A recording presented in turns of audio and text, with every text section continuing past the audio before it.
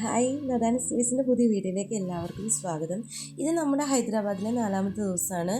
എനിക്ക് ഈ ഹൈദരാബാദ് ട്രിപ്പിലെ ഏറ്റവും ഇമ്പോർട്ടൻ്റ് ആയിട്ടുള്ള, അല്ലെങ്കിൽ എന്നെ ഏറ്റവും ഭയങ്കര എക്സൈറ്റഡ് ആക്കി വെച്ചിരുന്ന ഒരു വിസിറ്റിംഗ് പ്ലേസാണ് ഗോൽക്കൊണ്ട ഫോർട്ട്. നമ്മൾ ഇന്ന് കാണാൻ പോകുന്നത് ഗോൽക്കൊണ്ട ഫോർട്ടാണ്. തെക്കേ ഇന്ത്യയിലെ മധ്യകാല രാജവംശമായിരുന്ന കുത്തബ് ഷാഹി സുൽത്താൻമാരുടെ കേന്ദ്രമായിരുന്നു ഈ ഗോൽക്കൊണ്ട ഫോർട്ട് എന്ന് പറയുന്നത്. 120 മീറ്റർ, അതായത് ഒരു 360 അടി ഉയരത്തിലുള്ളൊരു ഗ്രാനൈറ്റ് കുന്നിലാണ് ഈ കോട്ട ശരിക്കും സ്ഥാപിക്കപ്പെട്ടിരിക്കുന്നത്.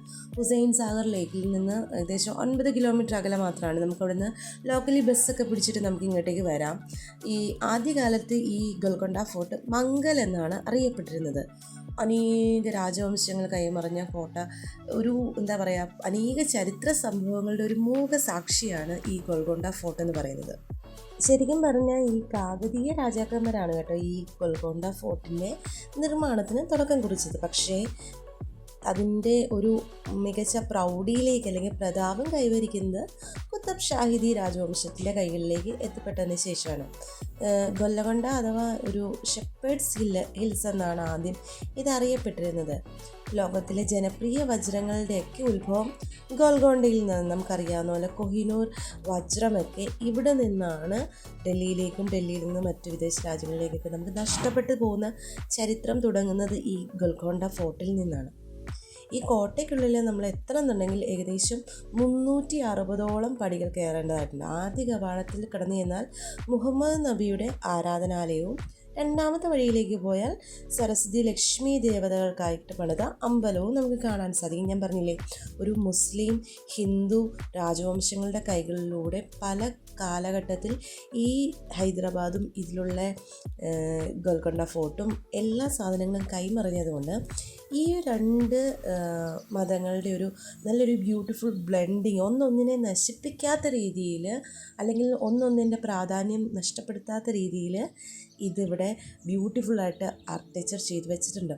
നദാൻകുട്ടന് ഈ കഥയൊക്കെ പറഞ്ഞു കൊടുത്തപ്പോൾ ശരിക്കും ഞാൻ എൻ്റെ +2 ഹ്യൂമാനിറ്റീസ് ക്ലാസ്സുകളിലേക്ക് പോയി എൻ്റെ ഹിസ്റ്ററി ടീച്ചറായ മോളി ടീച്ചറിനെ ഞാൻ ഓർത്തു. കാരണം മിസ്സ് പറഞ്ഞാണ് കുറേ കഥകൾ ഇങ്ങനെ കേട്ടിരുന്നത്. അപ്പം ഞാൻ ഓർക്കുന്നുണ്ട് പണ്ട് ഹിസ്റ്ററി പഠിച്ച സമയത്ത് ഇതൊക്കെ എങ്ങനെ ആയിരിക്കാമെന്ന് മനസ്സിൽ കണ്ടിരുന്നത്. ഞാനിപ്പോൾ കുറേ വർഷങ്ങൾക്ക് ശേഷം ഞാൻ ഇതാ ഇവിടെ എത്തിയിരിക്കുകയാണ്.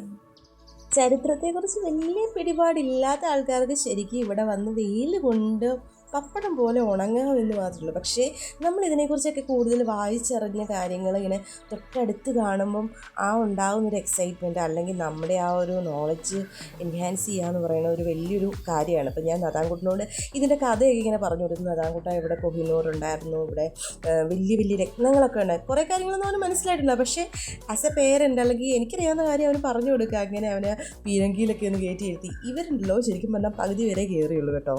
ഇത് 360 സ്റ്റെപ്സാണുള്ളത്. ഇതിൻ്റെ മുകളിൽ ചെല്ലുമ്പോഴാണ് ഒരു ക്ഷേത്രമൊക്കെ നമുക്ക് കാണാൻ പറ്റുന്നത്. ഇവിടുന്ന് ഒരു ശരിക്കും ഗോൽക്കൊണ്ട ഫോർട്ടിൻ്റെ ഒരു സ്കൈ വ്യൂ നമുക്ക് കാണാം. നിങ്ങളൊന്ന് ആലോചിച്ച്, ആ ഗോൽക്കൊണ്ട ഫോർട്ട് അതിൻ്റെ പ്രതാപകാലത്ത് ഇവിടെ നിറയെ രാജാക്കന്മാരും പടയാളികളും അല്ലെങ്കിൽ ഇതിൽ രത്നവ്യാപാരം ചെയ്യുന്ന വ്യാപാരികളും അവരുടെ വ്യാപാര ദിവസങ്ങളൊക്കെ എത്ര എന്താ പറയുക, എത്ര എൻഗേജ്ഡ് ആയിട്ടുള്ള സ്ഥലങ്ങളായിരുന്നായിരിക്കാം ഇത് ഒരു സ്കിൻ്റെ മാതൃകയിൽ പണിതാണ്. അവരുടെ പ്രാർത്ഥനകൾക്ക് വേണ്ടി മാറ്റി വെച്ചിരുന്നൊരു സ്ഥലമാണിത്.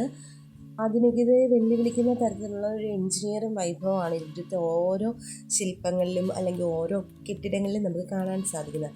ബാലഹിൽസ് ദർവാസയാണ് ഒരു പ്രധാനപ്പെട്ട ഒരു കവാടം. അത് രാജാക്കന്മാരുടെ വസതിയാണ്. അതിൻ്റെ സുരക്ഷ വേണ്ടിയാണ് ഫത്തേ ദർവാസിലെ ഒരു ശബ്ദവിസ്മയം ഒരുക്കി. നമുക്ക് ഗോൽക്കൊണ്ട ഫോർട്ടിലെ ശബ്ദവിസ്മയത്തെക്കുറിച്ചെല്ലാം നമ്മൾ പറഞ്ഞു കേട്ടിട്ടുണ്ട്. ഇങ്ങനെ കൈയടിക്കുമ്പോൾ പല കാതങ്ങൾക്ക് അകലെയുള്ളതിൽ അതിൻ്റെ എക്കോ ചെന്ന് ഇപ്പം രാജാവാണോ വരുന്നത്, അല്ലെങ്കിൽ അപകടം വരികയാണോ, അല്ലെങ്കിൽ ശത്രുക്കൾ പാളയത്തിൽ കടന്നിരിക്കുകയാണോ എന്നൊക്കെ പലതരം ഒച്ചകളിലൂടെ അവർ ശബ്ദ ആശയവിനിമയം കൈമാറ്റം ചെയ്തിട്ടുണ്ടായിരുന്നു.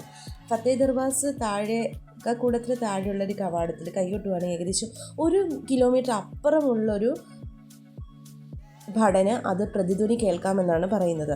ശരിക്കും പറഞ്ഞാൽ ഇവർ രണ്ടുപേരും നടന്നു മടുത്തെങ്കിലും എനിക്ക് ഈ ഗോൽക്കൊണ്ട ഫോർട്ട് എക്സ്പ്ലോർ ചെയ്ത് എനിക്ക് ഒട്ടുമേ മതിയായില്ല. നല്ല കാറ്റ്, അതുപോലെ തന്നെ ഈ ഓരോ ചുവരിനും ആയിരം കഥകൾ ചിലപ്പോൾ നമ്മളോട് പറയാനുണ്ടാകും. അവിടെ വളരെ ക്വയറ്റായിട്ട് ഇരുന്ന് നമ്മൾ ഇതൊക്കെ എന്തിനു വേണ്ടി ഉപയോഗിച്ചു അല്ലെങ്കിൽ എന്തായിരുന്നു എന്ന് അവിടുത്തെ ആൾക്കാരോട് ചോദിച്ച് മനസ്സിലാക്കുക എന്ന് പറയുന്നത് ഭയങ്കര ഇൻട്രസ്റ്റിംഗ് ആയിട്ടുള്ളൊരു ഒരു കാര്യമായിരുന്നു.